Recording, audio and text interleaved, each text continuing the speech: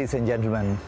In this particular episode, I have now come and brought you to one of the most elite place in Panjim. Since we are come to the end of our Panaji episodes, we have come to Altino. And in this particular episode, I am going to talk to you about the Paco Patrical, or the Palace of the Archbishop of Goa. It is one of the most impressive and grand building that you see on this Altino Hill. Now, Altino Hill does not have only this Palace of the Bishop, but it shares its precinct with the official residence of the Chief Minister of Goa, of the state of Goa, and the Mahalakshmi bungalow is right in front of this. Very close by to this is the meteorology department, and also this meteorology department has got a little bit of history. The services of the meteorology department, very close by here, started next to this Archbishop's Palace somewhere in the last quarter of 1800s. By the beginning of 1900s, they had a well-set department. The observatory had started over here. By 19 to the 21st of June 1959, they started giving the weather reports. And by October, they had started doing the study of the sea level and the atmosphere. Same way, the Emizor, the Goa, or the All India Radio as we know now, also started here at Altino. But the crown jewel over here on this hillock called as Altino, or the hillock of Panaji, is the Archbishop's Palace. This time I am going to show you the palace, not the new palace that is over here, but many of you will not know that the original palace of the Archbishop, or the ecclesiastical palace, was in Old Goa. Goa became a diocese in the year 1533. And by the way, this is the oldest diocese in the Indies. It was raised to archdiocese in the year 1557. This building that you see over here was started in the year 1886 and completed in the year 1894. So what you see over here is actually the building which was shifted from Old Goa to Panaji when Panaji became the capital on 22nd of March 1843. This particular Bishop's Palace was shifted over here. But though I am going to show you the palace and the interiors of it, I am also not going to waste any moment in showing you the original palace of the Archbishop of Goa.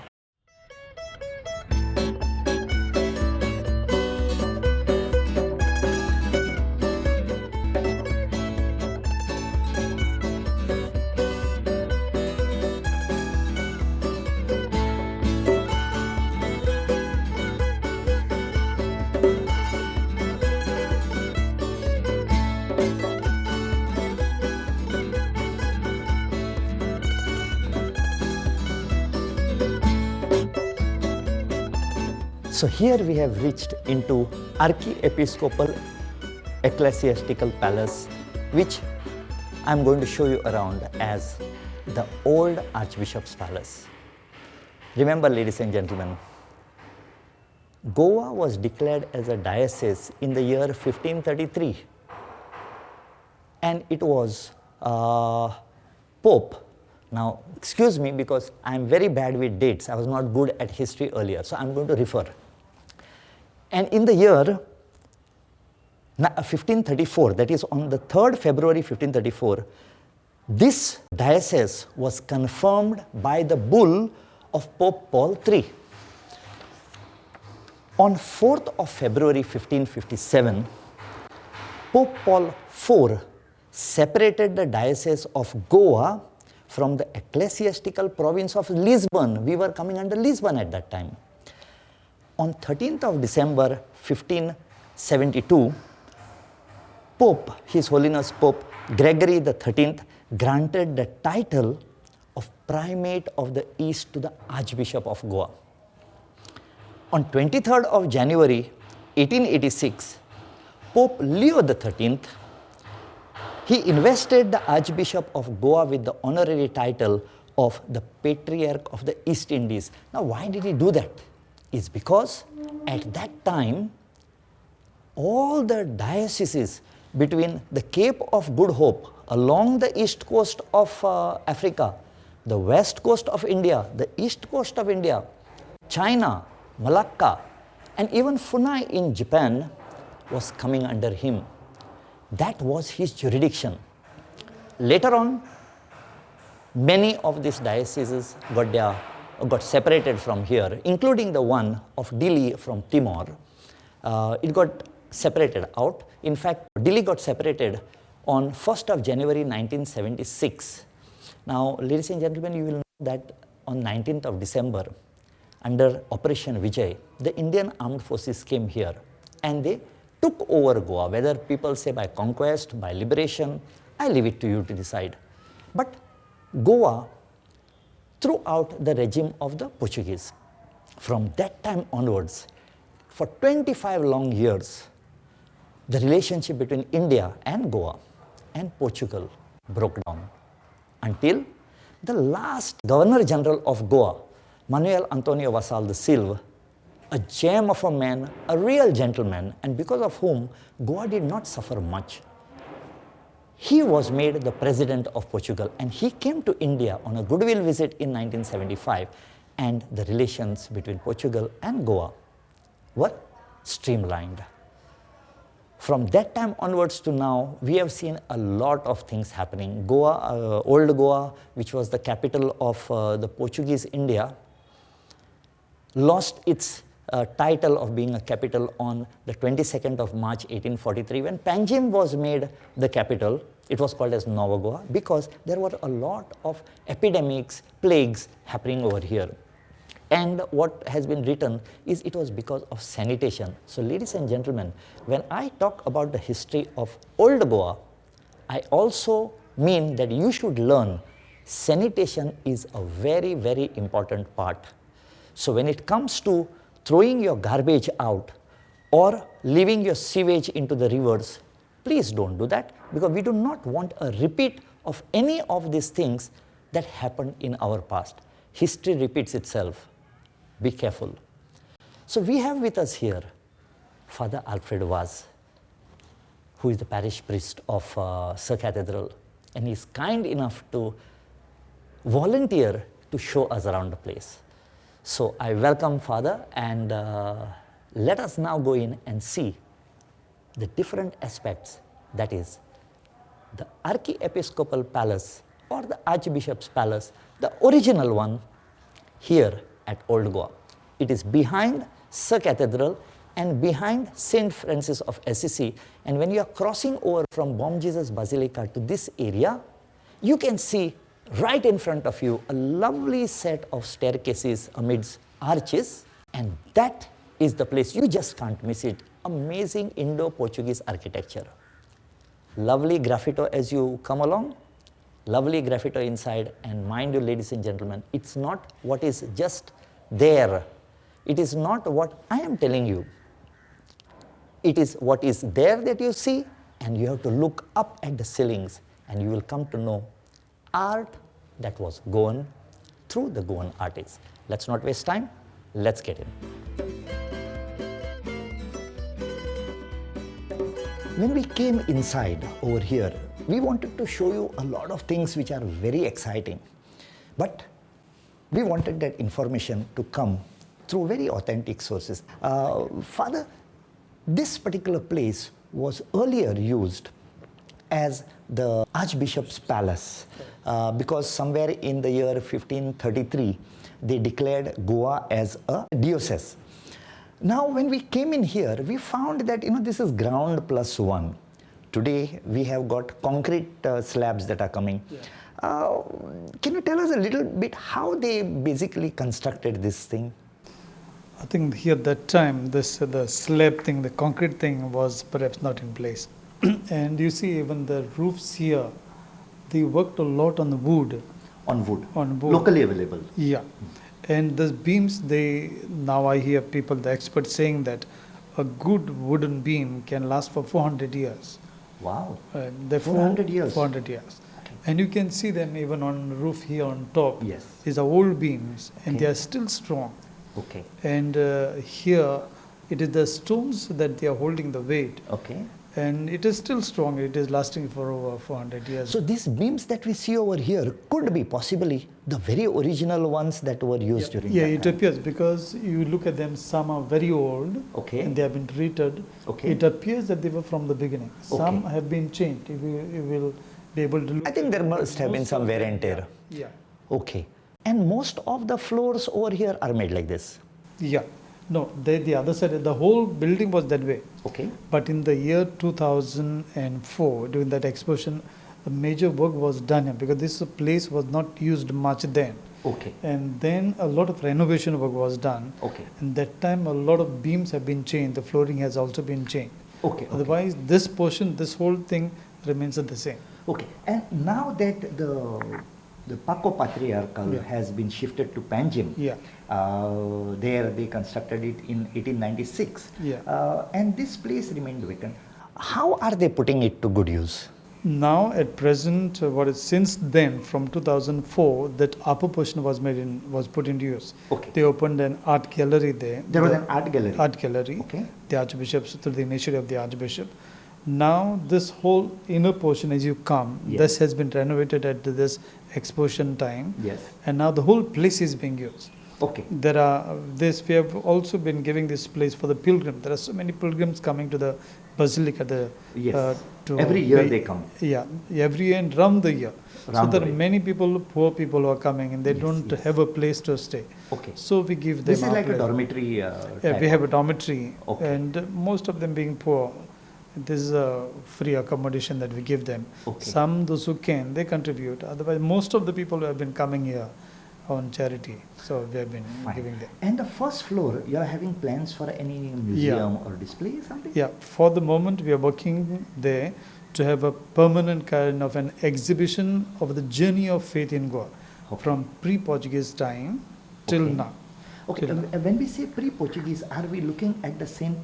Thomas Cross and the St. Thomas's visit here in 52 to 74 AD? Yeah, we are not focusing much on that. Okay. We are not focusing Okay. much on Okay. that. But on the general aspect, how the soul of India is a spiritual soul. That's right. And from there, how we as Christians. Yes. So the more focus will be on Christian, and especially after the post-Vatican, the Vatican Council too Yes. brought a lot of changes in the faith expressions of the Catholics. Okay. So that we want to give a little kind of an importance to that, so that it is also in educating the Christians on this journey of faith. Okay. Father, we as laymen, Yeah, as Goans, we call this as the Archbishop's Palace. Yeah. What is the technical name for this? What do you call this? Please. Archiepiscopal Palace was known as that way. It was called as Archiepiscopal Palace. Yeah. Okay. It was known as that way because the bishops were staying here. Okay. It is only when there was a plague here that the bishops moved from here to Paneli. Yes. And then it started moving on. So before going to Panjim, they shifted into Paneli. Yeah. Ladies and gentlemen, Paneli is a village between Old Goa and Raibandar, and you can still see a wonderful church dedicated to Saint Peter over there.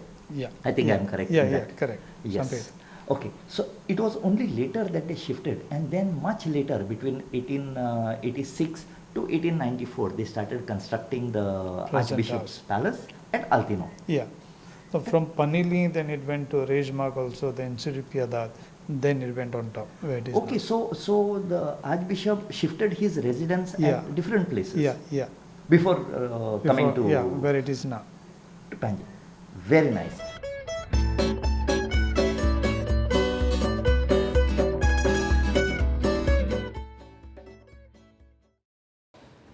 Ladies and gentlemen, we have now come into the Senate room of the palace of the Archbishop. This is the original palace, old Archiepiscopal palace. And when we came here, we saw the grandeur that was there here at one time. You can see these beautiful paintings. Now, these are called as graffito. In the Hindu temples, they have got very similar things and they are called as the Kavi art. And Kavi art and this are exact opposite. Now, when I tell you or when I say that this is the exact opposite, I should explain to you what it means. The red mud is called as Kavi. And in the Hindu temples, what they did was, when they put this lime coat and when it was wet, they would cut out the design inside. They would make that Kavi and put it and then polish it so that the design remained inside. So if you pulled your hand over it, you could not feel it. But in the churches, they replicated the exact same designs, but a little other way around. They put the coat of lime, then they applied Kavi, and then they cut out what they did not want. So now when you come to any of the churches, see that your hands are very clean, that they are not wet. And just feel this, and you can feel the designs in relief. So I'm going to show you a design. See how beautiful, intricate designs were made during the earlier time. This is called as graffito art.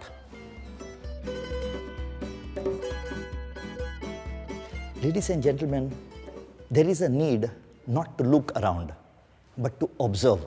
And that is the time you can really enjoy everything. Now, in these graffitos, they have got beautiful designs made up here. But you can see this symbol over here, which also has been cut out in a very artistic way. This is the symbol of the Augustinian order. You'll have seen that tower on top, St. Augustinian Tower. We will see it some other time, but today I'm just going to show you the symbol of the Augustinians. When you see these movies, you find that people look for clues in a lot of paintings and maps and carvings over there. Why not look out for this type of things in our Goan paintings? Now here I showed you these beautiful graffitos with the St. Augustinian order symbol over here. But let's look at it this way. The Goans who did this particular art put things inside, maybe by design or by default. And I'm going to show you something which may possibly be, I'm not saying it is, but the local Hindus who had participated in doing all this may have subconsciously or unconsciously put designs which look like this face of a demon that you see at the entrance of the temple. You can see it here, you can see it here. It looks like part of the design. All over, you can see here, you can see here. But when you look at it as in a holistic manner, it is part of a floral design. Such beautiful artists we had during that time. Whichever the faith, but they left this amazing heritage for all of us. Let us respect them by coming over here, seeing this and appreciating this without the color of faiths, color of religion, color of class, color of nationalities. Let us appreciate our Goan artists. That is the main objective of My Goem, this program on Prudent.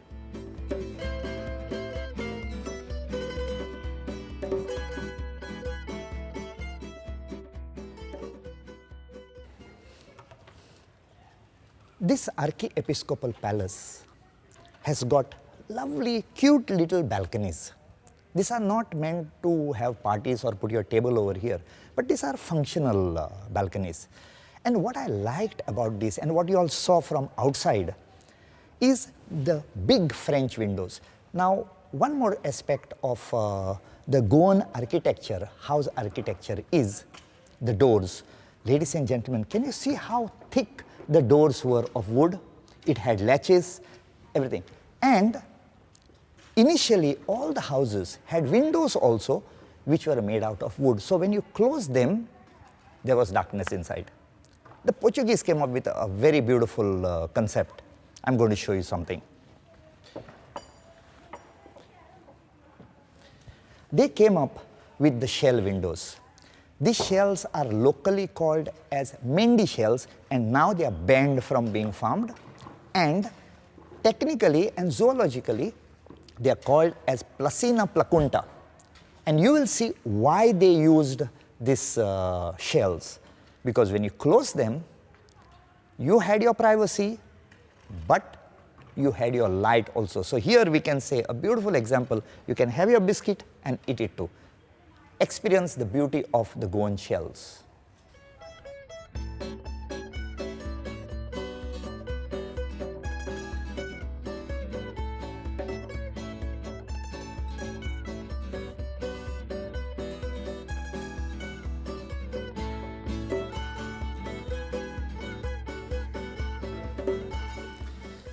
Ladies and gentlemen, many times when you have gone to the churches, you saw that on the wall there was a wooden cabin-like structure with a nice canopy on top, carved out in wood. This is called as the pulpits. And wherever you go into the churches, please see to it that you don't waste your time by looking at any other thing but at the pulpit. Now these pulpits were used when there was a lot of crowd inside the church. So the priest would come out, he would stand on top of it, and then he would say his sermon. And somebody told me that at that time the priest would not look at the people. He would always keep his eyes on an altar or a cross that was in front of that. Now these pulpits were not only fixed onto the wall, but many a times they were made movable so that they could be taken out in certain areas where there would be a big congregation and the priest would say the sermon. And how would he do that? He would walk up the steps and come inside and stand inside this pulpit. So here we see a pulpit which is carved beautifully. Look at the carvings.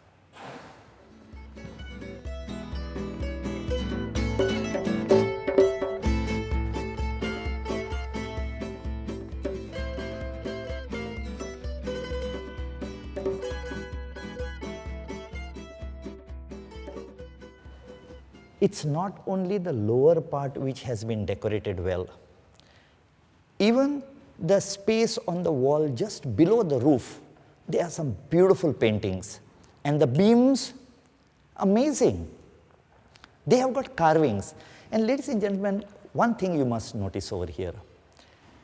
All these carvings, wooden carvings, were done by local artisans from here. And when they were told to put fruits and flowers, they had not seen what was there in Europe. So what they did? They carved out local fruits and flowers. And on these beams, you can see the maize carved out on either side. So here you are, our local artisans, centuries back, included something into this ecclesiastical structure which is very dedicated to Goans and to the Goan agrarian community.